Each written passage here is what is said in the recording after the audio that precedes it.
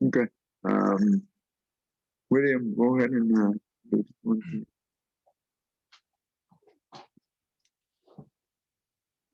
Namo Fundamental Teacher Shakyamuni Buddha. Namo Fundamental Teacher Shakyamuni Buddha. Namo Fundamental Teacher Shakyamuni Buddha. The unsurpassed, deep, profound, subtle, and wonderful Dharma in 100,000 million eons is difficult to encounter. Now that I have come to receive and hold it within my sight and hearing, I vow to fathom the thus come one's true and actual meaning. Thank you. All right, we can do 1 minute meditation before we can start on. Today, maybe Thang Thiền is with his mom. So his mom's sick. That one. And Ko Wang Lý in California, so he will not be able to join us. That's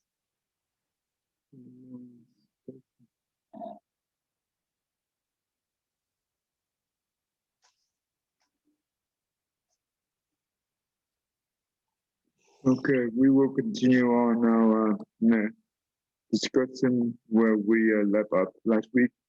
So basically, last week we just reviewed very much about the 8 consciousness and the Buddhist psychology. So quickly for anyone who not had a chance to learn that yet.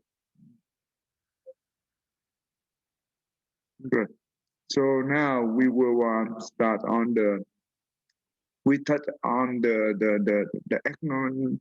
So we will learn more each link individually. So we try to understand what it is. Then after that, after the 12 links, I will give an example how to we see the economic is one of the most difficult thing to break. Yeah.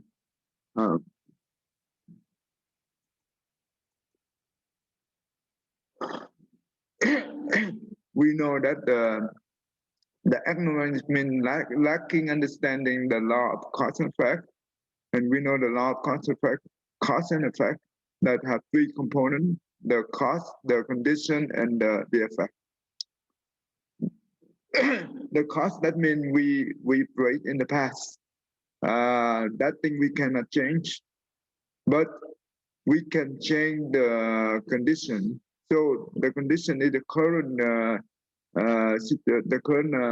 life, that we can provide a good condition, or we create a bad condition. Therefore, it will the condition component is the one who will transform the cause from whatever into good or into bad. Sometimes you have a bad cause, right?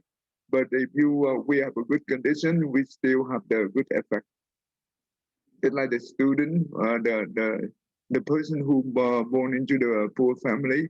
That means but if he try very hard to study, to pursue his education, yes, in the future that he will become very successful in education, such as engineering or doctor. That gives us the example of the bad cause. That means in the past life, he did something that that's why in this life the retribution is born into the poor family. But at the same time, during this life, he created a very good condition. That means he tried very hard to study and also overcome the poor condition, and therefore he'll be able to create a good effect. Okay. Vice versa. So if we have a good cause, but if we do not provide the good condition, we will have a bad cause. That's for sure. The Four Noble Truth, we already let me briefly go to for the truth and make for that.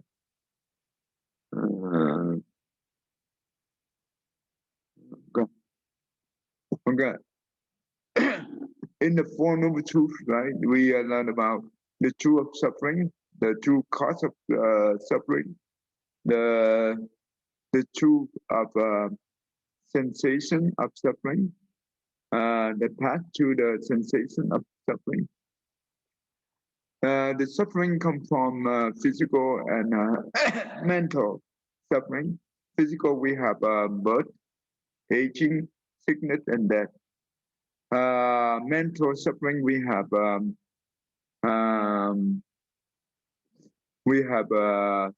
our loved one depart us, right? That is it also suffer, right? Well, when our loved one die, right? We very suffer. Or the confrontation suffering, that means the one we dislike. We have to see him or her every day or very often, very suffer. And whatever we expect, we did not. If we whatever we expect, but we cannot get it, it's also suffer, right? Um, the five the five skandha of the body, that means form, feeling, perception, mental formation, and the consciousness. It represents for the body and the mind, right? And this is impermanent, but we do not see it impermanent, and we attach on it, and we use this body to enjoy. Therefore, when it changes, we suffer. So basically, that's most likely for suffer. And this is the result, and this is the cost. Uh, uh, so this is the effect, and this is the cost. So what is the cost of the suffering? The Buddha said that the ignorant and the craving. That the only two is determined. It that what we have all the suffering in the world, right? Come from ignorance and craving. So that's what we learn in the 12 link. The first one is ignorant, and when we have ignorance, there is also at the same time we see the craving. Later on, I will show you how that works, and you will see it. Um, so the third one is now we know the cause of the suffering, right? We want to end the suffering. So basically, we need to transform remove the ignorant. It means the cell attached to the cell. Basically, that more likely it means like that. So we need to transform the ignorant into the wisdom, right? That means we need to have the right view and right contemplation. Um, Secondly, we also want to remove the craving. So, uh, so this is the third one, right? So, if we be able to remove the ignorance and remove the craving, we can achieve the nirvana.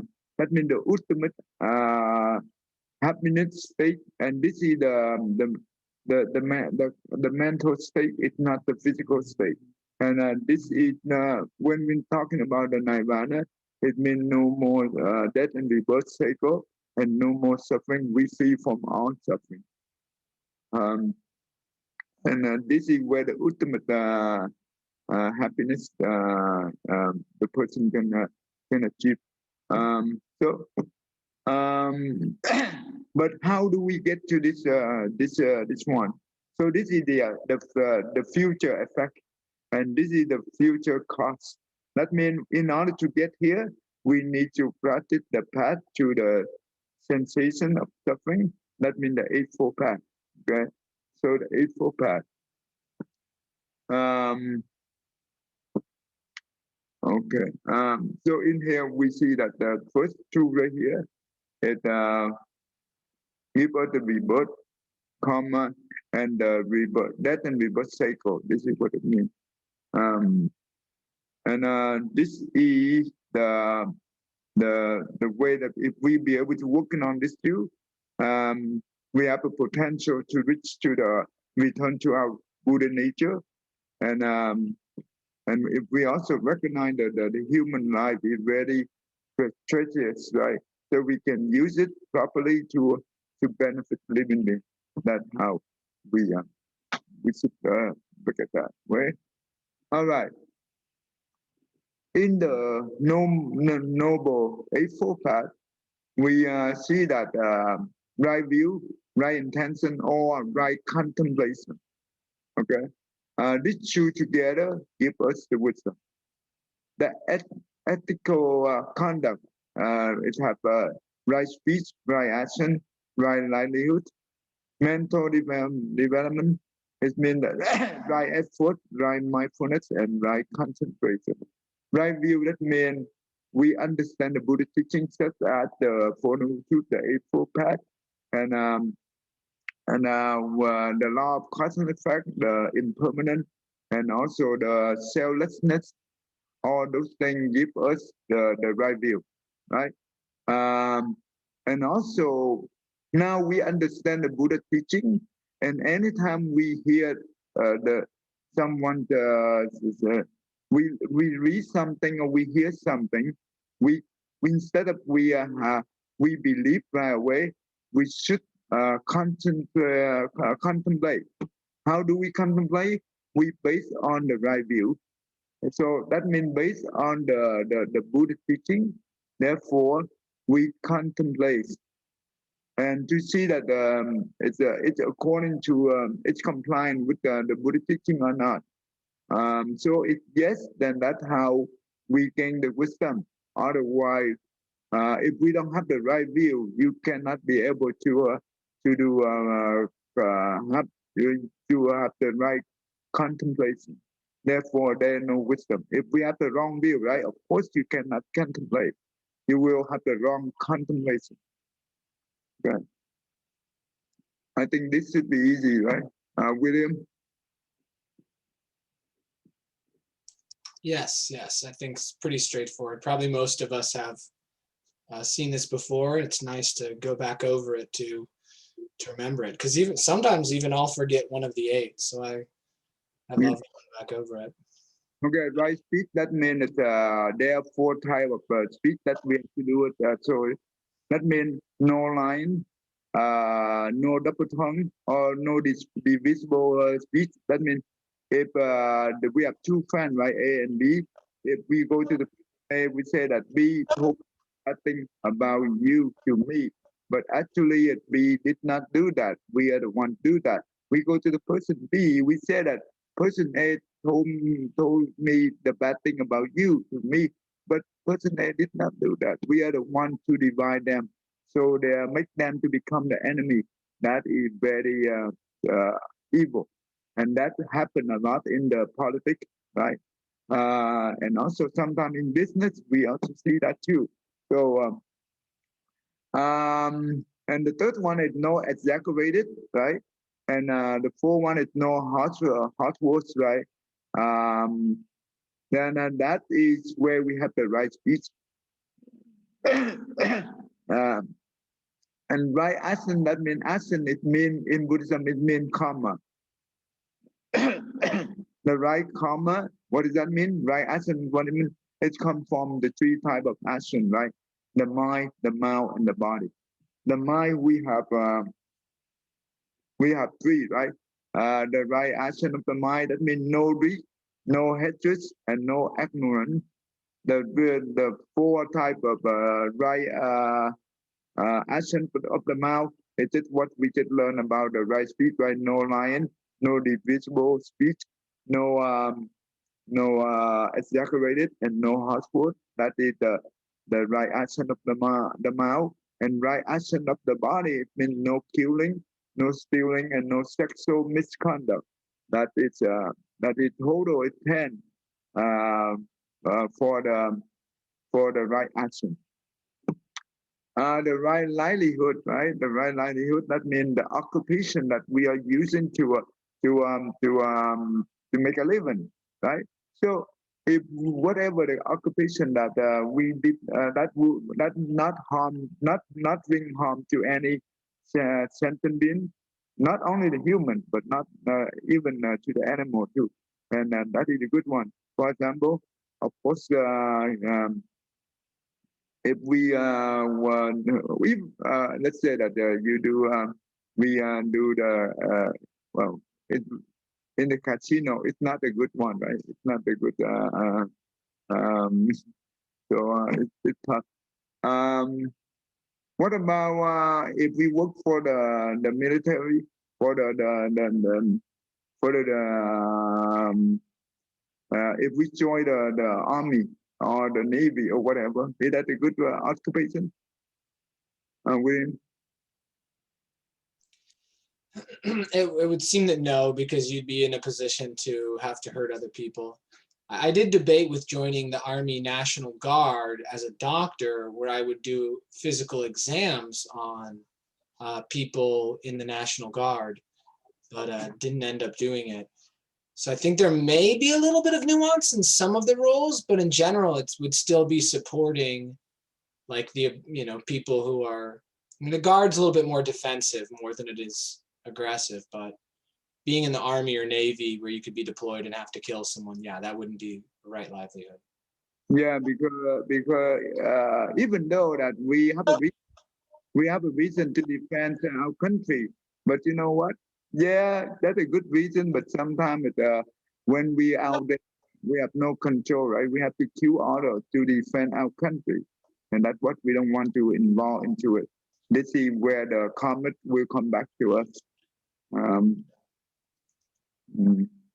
So if we be able to avoid, yeah, we go ahead and avoid because there are many occupations that we can use to make a living. We don't have to go in here. If we have a chance to, if we have a choice to make, why not make a good choice, right? Um, hmm. Okay, the right effort, right? The right effort, that means diligent. But sometimes when the people is very diligent, very effort, but if they do not have the right view, that means the right effort become wrong effort, and that very pitiful, right? Pitiful. That means we feel sorry for them. Does it make sense, William? Yeah, yeah. If someone is just thinks that the best thing to do is to accumulate money, get nicer and nicer things, just take care of themselves, they might put in a lot of effort, but it wouldn't benefit them in the future because once they die and those things are gone, all they have is their karma consciousness. No, not only the material. What about the spiritual practice path? They Yeah, are yeah, where.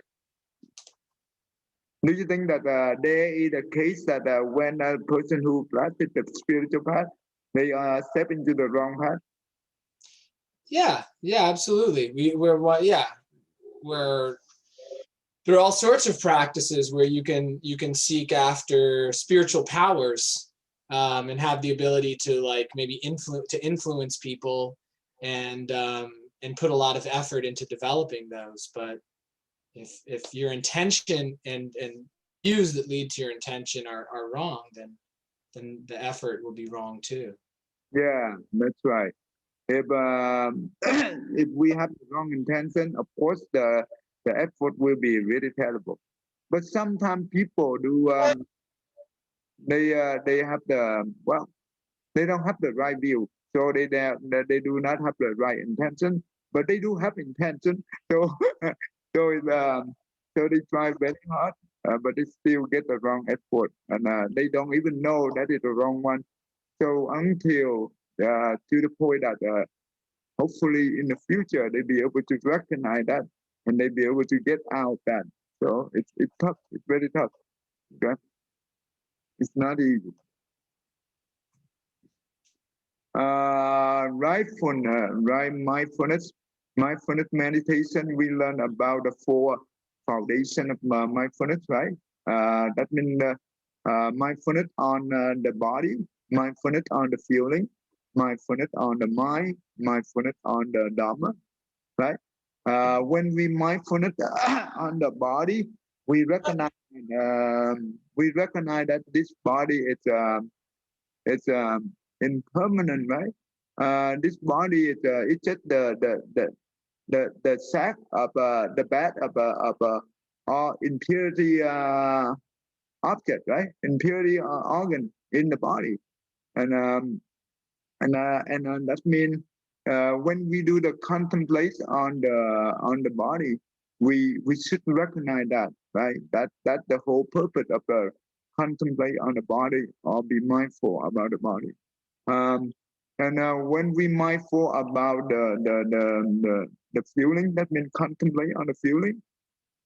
Remember the body. When we contemplate, we also know that the body is not out, right? It's not the self. It's not out. It's not me. I am not the body, and the body is not me. So basically, the body is just like the phenomenon, right? So we learn about that too. When we contemplate on the feeling, they have three types of feeling. Uh, three types of feeling. That means it's the joy feeling, the suffering feeling. Neither joy nor suffering. Doesn't matter which one. When we hold on to it, the end result of that is suffering. Even though we hold on the joy's feeling, we will end up suffering, because when the joy gone, right, we suffer because it come and go. Everything is impermanent. They don't stay with it forever. Therefore, the feeling is it's not me. I am not the feeling. The feeling is just a phenomenon, right? When we contemplate on the mind, right? Of course, the mind it's come and go, because the thought in the mind, they just come and go. They don't stay with us. Therefore, when we contemplate on the mind, we recognize that it's impermanent. It's the nature of impermanent. Okay? The nature of feeling is the suffering. The nature of the body is the impurity. Um, the mind is I'm not the thought, right? I'm not the mind. The mind is not me. It's just phenomenon. We should also recognize that. When we contemplate on the Dharma, and that means the end result is it should we should recognize that all Dharma have no self, right? All Dharma have no self because they don't have the true nature, the true self. I'm talking about phenomenon. They do not have the true self, like the table, right? Or the car, or even the person like us. We don't have a true self in here. So that's how we decide that when they also have many practice. Right concentration, this is where the samadhi. Samadhi comes from the ethical conduct. When we uphold the precept, therefore we will have the right concentration. Okay. Okay. So this one is very easy. So I just quickly go through that.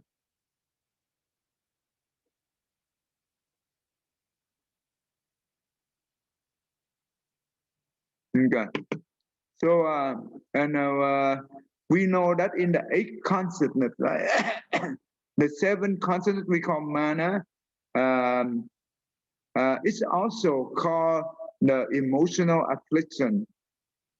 This is the most troublemaker, because the mana here is also uh, dealing with the six fundamental affliction and 20 derivative affliction in the Dharma belonging. You remember this, William? We have 51 Yes. Dharma belonging, right? Yes. They divide in this group, and last week we already go through that, and so and therefore this right here or this here belong to the mana. That's why we have the emotional affliction, and in the mana consciousness we have the four layer of the self, right? The self delusion.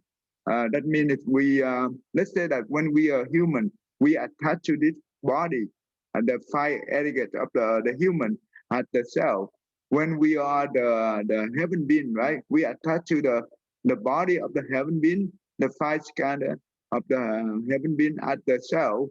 That's why we call it self illusion. And when we pass away and we in the state of the body, and we are also attached to the body at the self. That's why we call it self illusion.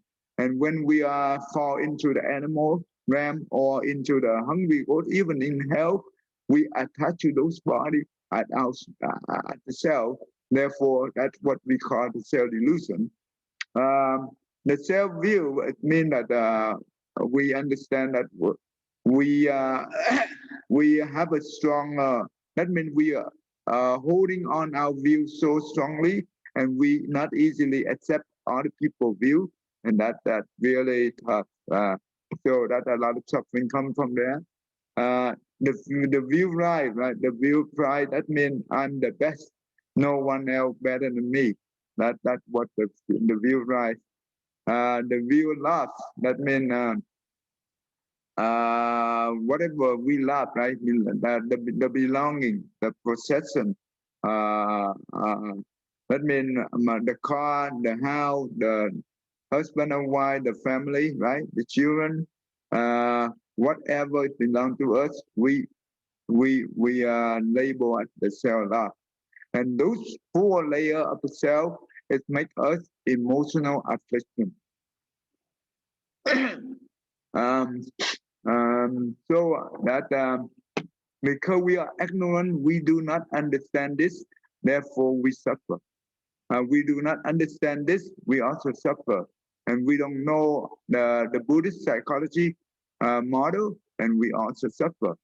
And the wrong view, right? Later on, we will learn on the 62 wrong view, and you know those 62 wrong view, then you will be able to um, to have the right view. Yeah. Mm. And also, we are lacking understanding of the impermanent and no self. Okay. We you know what? Uh, the the the dependent arising principle. Uh, they this is the traveling of the dependent on nation is one of the principle of the dependent arising. But in the Adornment Flower Sutra, the dependent arising is beautiful. That is the ultimate, what do we call? That is the absolute, the principle of the emptiness. And later on, you will learn that.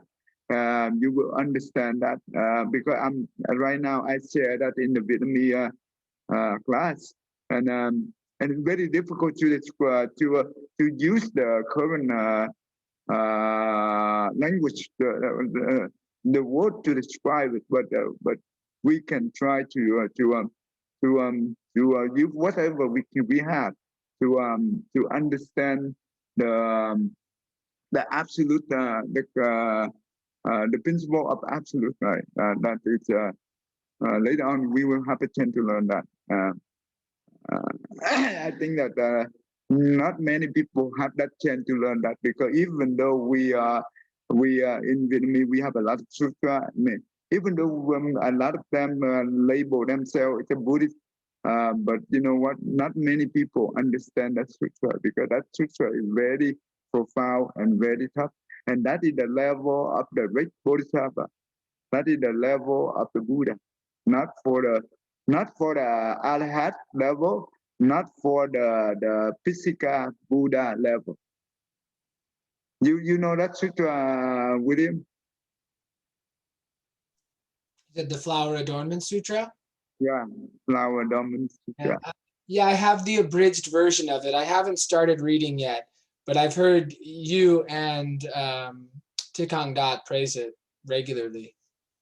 Because in that sutra, you in that sutra, what the Buddhas talk about is that describe the Buddhist cosmology is it's way beyond the cosmology that I said to you.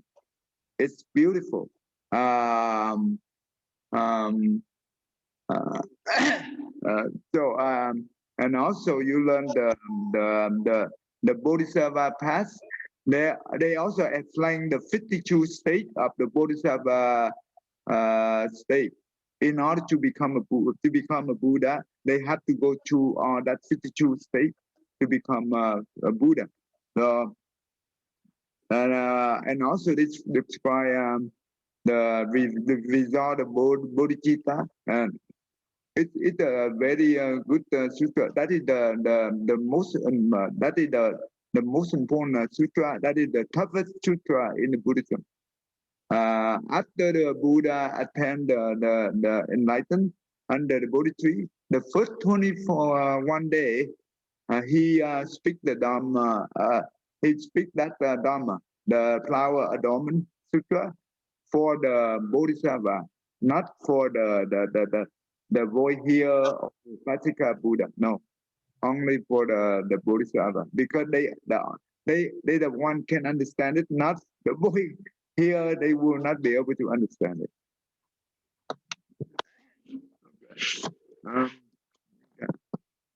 Um, we will have a chance to learn that. Okay. All right, mental formation due to the ignorance, right? We will create. So when we're talking about the mental formation, it means karma, it means action.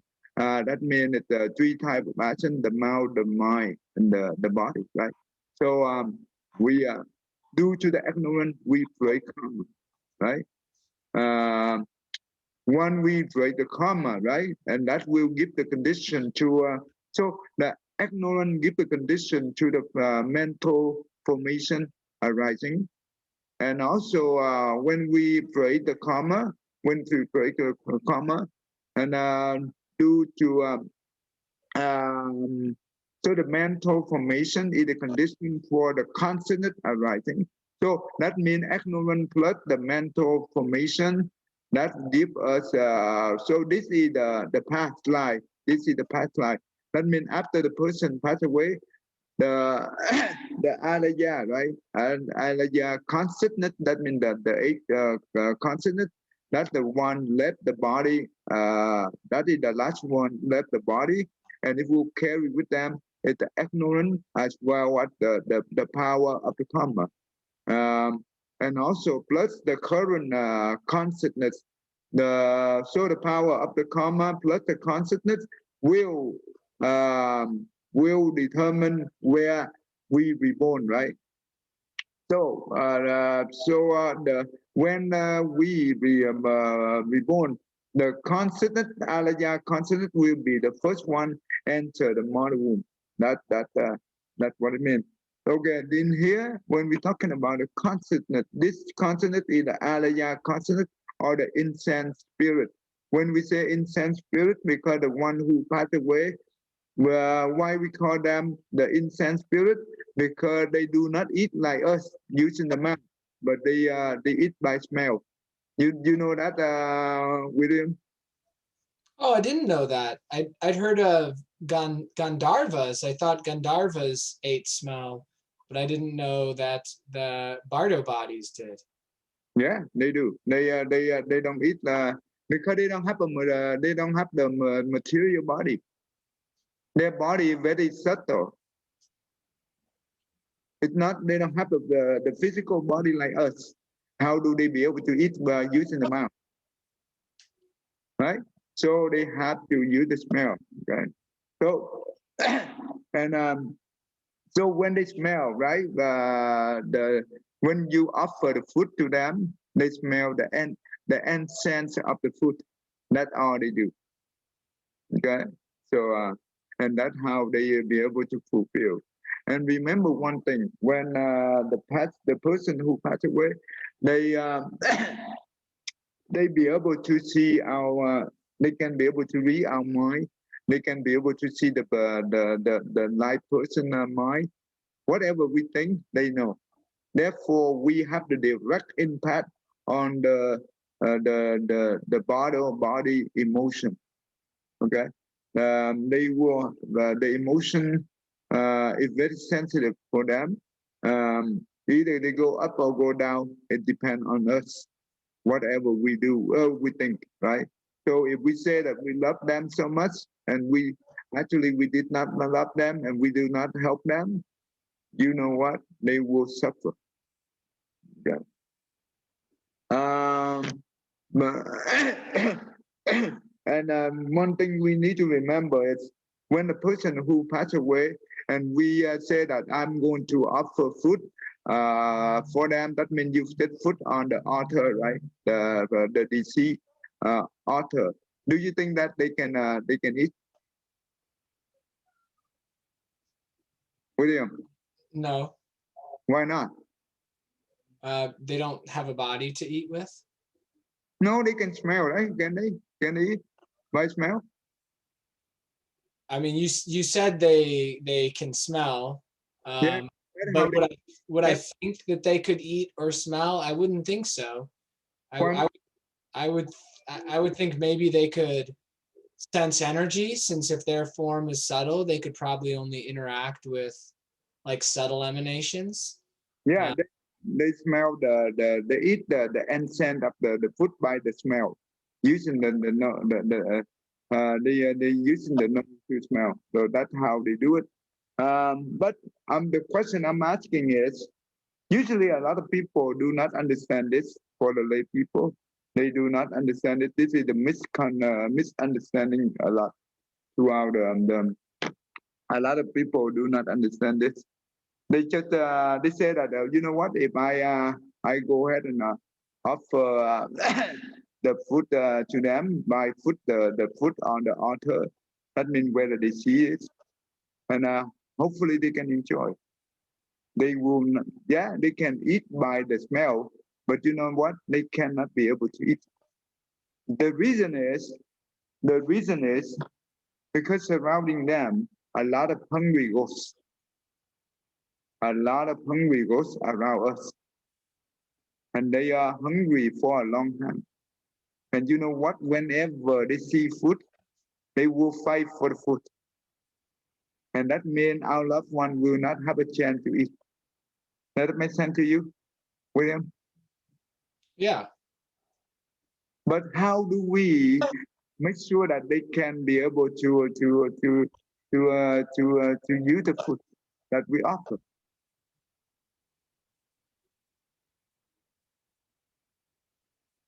I don't know. I don't know. Maybe there's some sort of mantra. Okay, this is very important. And this is in Buddhism. Okay, I don't know. So in Buddhism, when we do the the meal offering to the deceased, right? We have to perform the certain the small meal offering ceremony. That means in that ceremony we have the three important mantras. The first one is called the mantra. It manifests the food. It provides the food. For example, when you offer the food, right? If the food is very small, it's a small bowl of rice. And when we recite that mantra sincerely, that will the small rice become huge. It provides enough to every being in that environment. That means even though the hungry ghosts who are there, they will be able to enjoy. At the same time, our loved one be able to enjoy. And the second mantra is, even though the water is the small cup of water, but when we recite this mantra, it will manifest it makes the water become huge. It provides enough for them to drink. I'm not in talk that.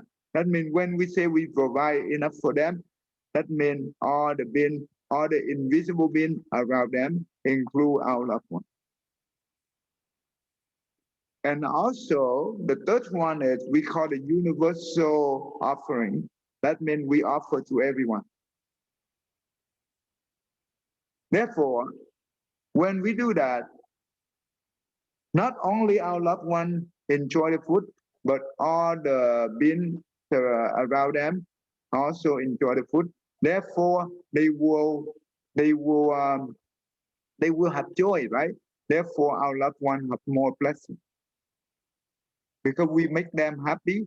Therefore, our loved one also happy. Therefore, our loved one have more blessing. That makes sense? William? Yes. This is important because not many people understand this. You don't think that just put the foot on the table on the altar. They can use it. No, they cannot use it. We need to perform this. It only take about 15 minutes or 20 minutes. It's 15 minutes to perform this ceremony. It's simple, but it's very profound. Yeah. And what is the name of the first mantra?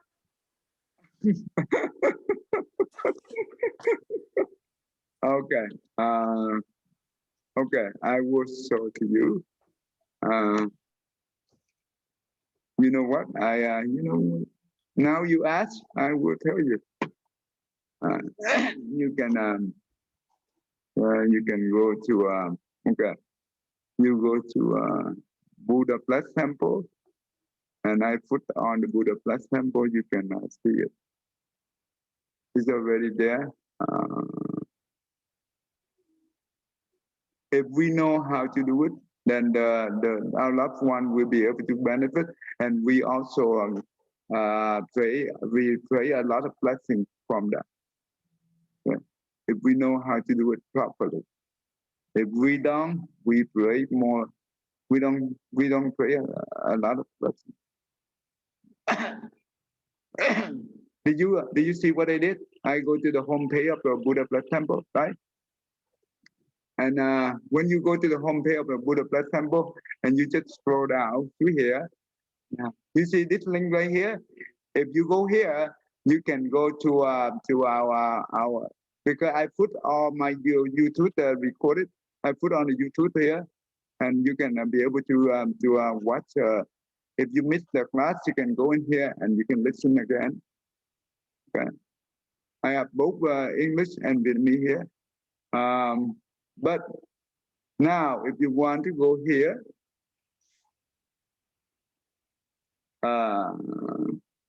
you go down. You go down to nghi thức cúng vong. Okay. The ceremony of a meal offering to the deceased. I have both language, Vietnamese and English.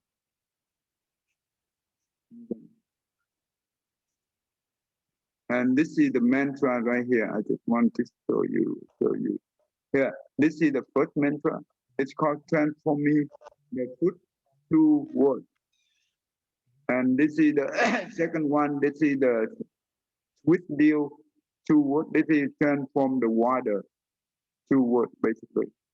This is the universal offering to word. Okay? So these are the three mantras. The small mantra. And in here, I already have both language. If you know someone need help, you can use this thing. If you need help, I will help you.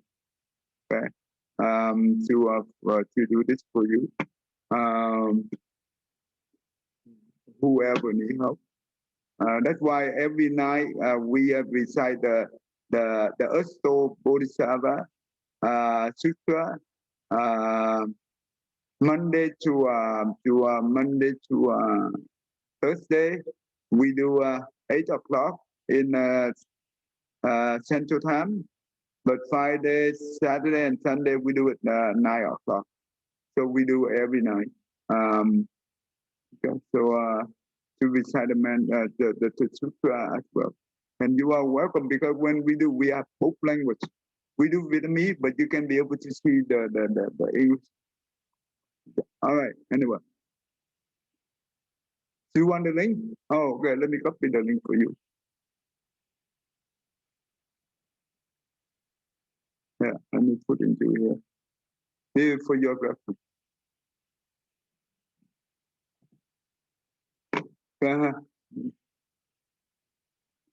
All right, that's good enough. Penny? Thank you so much. Thank you. But if you do not understand it's not clear to you, you can ask. Okay, I will clarify for you.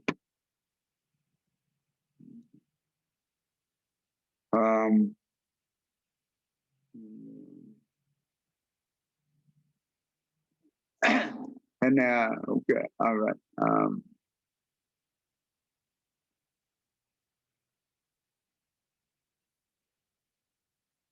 So that's good enough, right? All right. William, go ahead and read this one for me. When the previous body is gone, the consciousness brings with it the power of the karma to the next rebirth body. If karma ceases, consciousness also ceases. So it is said that mental formation is the condition for consciousness arising. Alaya consciousness is also called storehouse consciousness. Beings are ignorant, forget their self-nature, create good and evil karma. If we are enlightened, we remember our pure self-nature, then consciousness will not be ceased, but it is immediately transformed into wisdom. When the Alaya consciousness enters the mother's womb, every week the different wind karma creates the body and mind. The mind consists of the 8 consciousnesses: eye consciousness, ear consciousness, nose consciousness, tongue consciousness, body consciousness, mind consciousness, mana consciousness, and Alaya consciousness. In week 19, all the 8 consciousnesses are established. The consciousness is the condition for the mind and matter arising. All right, that's good. Kenny, you want to read this?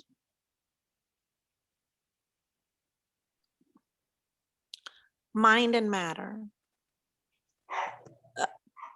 The matter is the physical and physiological part and also belongs to the form aggregate. To humans, the matter is the physical body, their senses, and their functions. The mind is the psychological part and also belongs to the 4 aggregates: feeling, perception, mental formation, and consciousness. It is also dependent on the 5 universal interactive in Buddhist psychology: contact, attention, feeling, perception, and volition. When we are still in the mother's womb, the power of karma creates our body and mind, matter and mind. All living beings have the Alaya storehouse 8 consciousness, but no one has the same content of karma inside this Alaya consciousness. Therefore, while the fetus is still inside the mother's womb, the power of karma creates the fetus, body, mind, everyone differences. The mind and matter is the condition for the 6 senses arising. You understand so far? Easy, right? Yes. Mm-hmm. Yeah, because we went through a lot of it. So basically, Alaya is everyone have the Alaya consciousness, but the content inside that Alaya is different from one to everyone, right? So, Thăng Thiện, go ahead.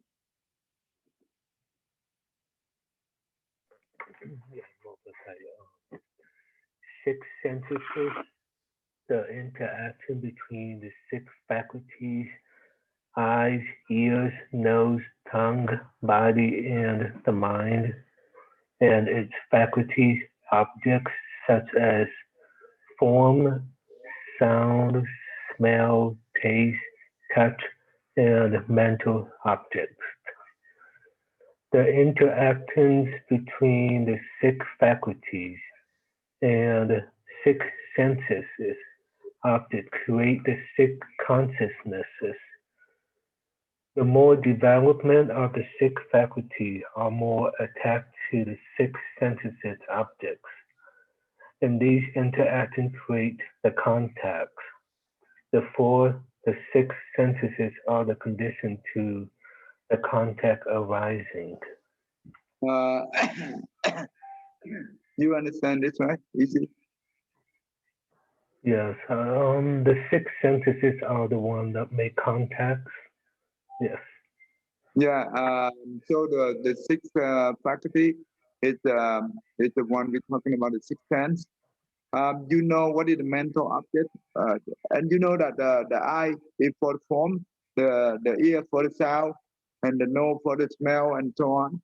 And what is the mental object in here? That is the object of the mind. But what does that mean when we say that it's a mental object? Thinking. But where the thinking come from, right? From the sixth consciousness. Mm. The mind. Okay. William, what do you think about this thing? When we say the mental object, where that come from? I would have said thinking as well. But because you said it's not thinking, then I would have to consider something else. I mean, are these the impressions from the other 5 senses? Yeah, they are the one. Okay. So basically, basically the mic consonant is just by the camera, right? The first 5 sense, that means the eye, the ear, the nose, the tongue, the body. They interact with the object, right? Interact with 10 objects. That means the form, the sound, the smell, the taste, and the touch. Those things will be coded, okay, and it will become the mental object. Just like when we let's say that we this morning we have a conversation with a friend, right? And we see this person, we hear this person, and whatever word, whatever we have a conversation that, and let's say later on at the night time we close the door and we turn off the light, we sit meditation, or this thing come up, right? So this is become the mental object. Does it make sense to you, William? Yes. Mm. So that's what the mental object means. Tammy, you want to read this one?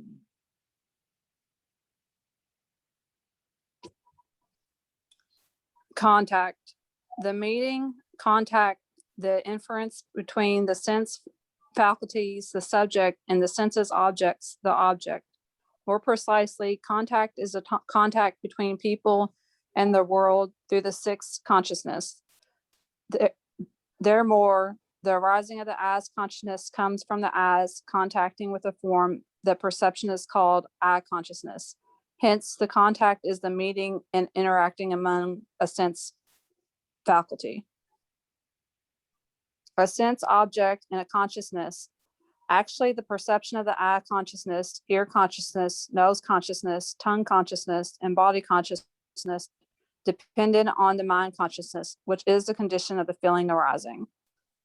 So that did make sense to you?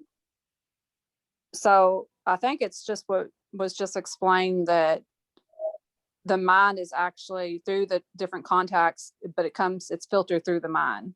Yeah, that's true. That's true. Because when we do the contact, right? But actually the contact also individually. You remember the Buddhist psychology, right? Model. The first one is the contact, and the 5 sense, the 5 consonants. That means, let's say that when we hear the music, that means our ear contact the sound, right? So that is the contact right there. And when we see a flower, our eye contact the flower, right? That is the function of the contact. But when we contact, let's say that the eye, the ear, the nose, or whatever contact the object, the mind consciousness automatically pay attention to the object, not to the subject, but to the object. So that's where but but basically the contact is where we contact. So the mind will when the mind pay attention, that's where the feeling arises.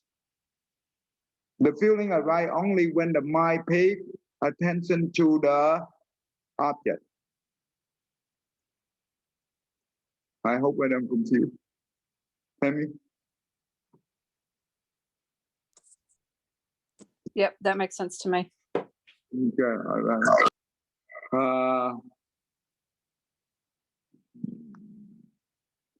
Oh, it's a, but, let me, and Jimmy, you want to do this? Một hoặc thầy. Feeling? Feeling, sensation. 3 types of feelings are pleasure, unpleasure, neither pleasure or nor unpleasure. In other words, the psychological reactions are due to the attention of the mind consciousness on the 5 senses objects. For an example, suddenly someone say insulting words to us for no reason. Then at that moment, our ears contact the sound of the insulting words. The mind consciousness automatically pays attention to the sound of the insulting words, and the feeling of anger arises so strong. Look at Buddhist psychology for further detail. The feeling is The condition for craving arising. I don't see that. Oh, Okay, that's okay. I did that for you already. okay. Yes, like, dislike, or Need, passion. need for the craving. Need the next one is for the craving. Oh, okay. Continue. Yeah, just say craving and Oh, desire. okay. Craving, desire.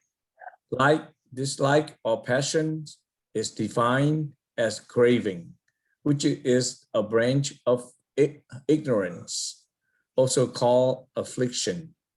The root of craving is ignorance due to the attachment of the self in the mana consciousness. In the mana consciousness, self-delusion is the attachment of the self, whereas self-view, self-pride, self-love belongs to the craving. When there is a self, there is a craving. There is a craving and there is suffering. Even the ones who have reached the samadhi in the formlessness realms of boundless,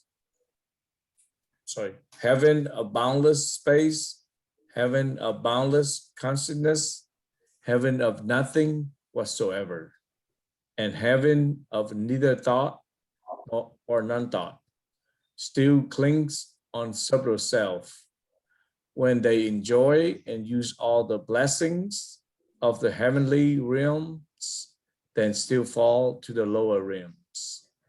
Then the craving will arise again, and afflictions also arise. You understand this? Yes. So the 5 desire, also craving. Then also another thing is like attachment to your life. You think it's real, but it's not.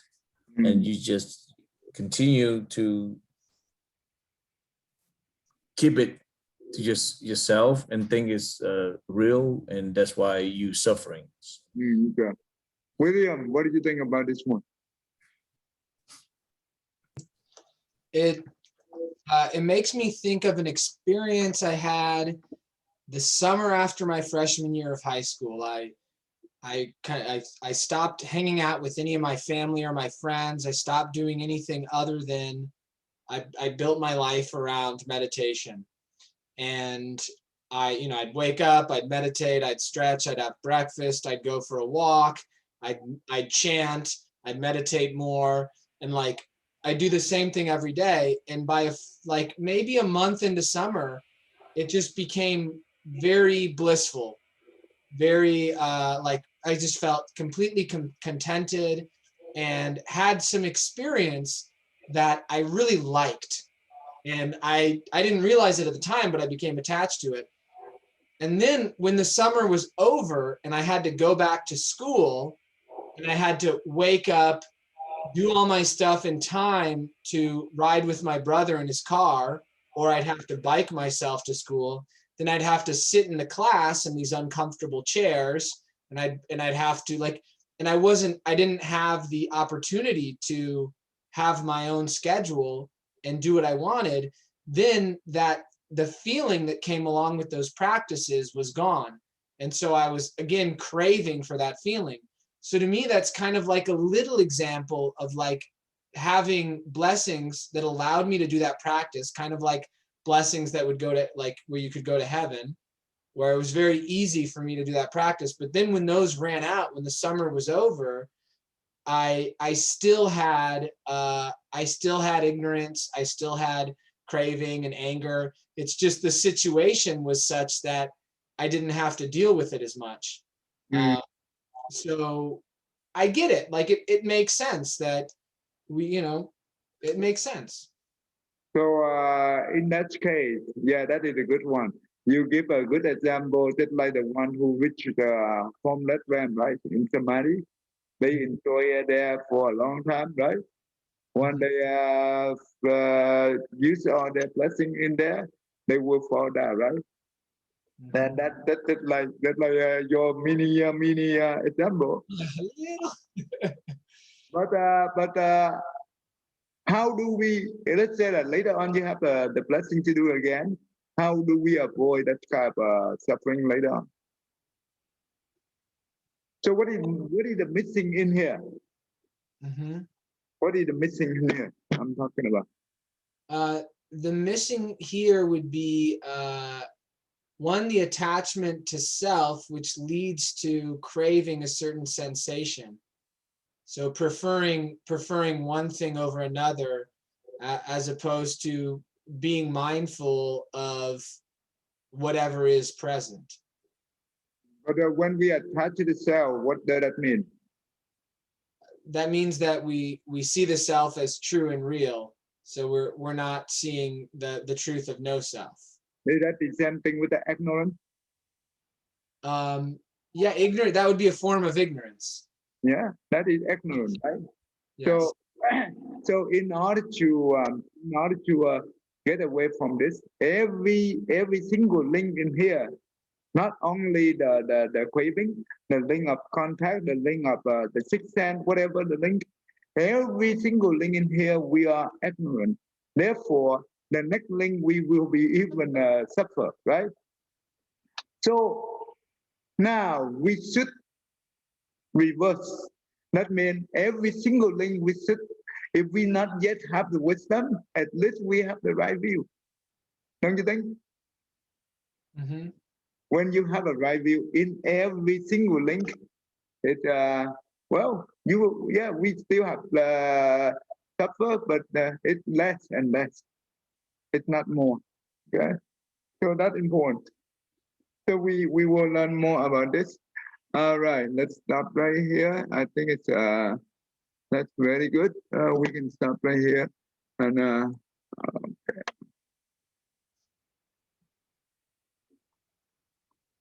John, go ahead, John. May every living being, among us, one and radiant with light, share the fruits of peace for hearts of goodness, luminous and bright. May people here and see our hands are confined and giving unity. May their minds wake to great compassion, wisdom to joy. May kindness find reward, may also relieve their grief and pain. May this balance light break the darkness of that endless night. Because our hearts are one, this world of pain turn to paradise. May all become compassionate and wise. May all become compassionate and wise. Good, thank you. So let's make sure that yes, we have a better blessing so we can enjoy the state that we get in. But one, we don't have the right view, we will suffer. Yeah, at that moment, yeah, we feel contained. We don't have any craving. But when we go back to the normal life, then we will have a problem. So the right view, at least for the first step, with the right view, will give us the way how to manage our mind. Okay, otherwise it's not easy, and we will learn about this more. Okay, Tammy, that makes sense to you, Tammy? Yes, it makes sense. Thanks. Even though the person who do not have craving at that moment, it doesn't mean that they end their craving. No. In order to end the craving, they need to have wisdom. But they can only temporarily delay the craving. If they don't have wisdom, they can delay it, but it doesn't mean they can eliminate it. Okay. All right. Okay, let me stop right here.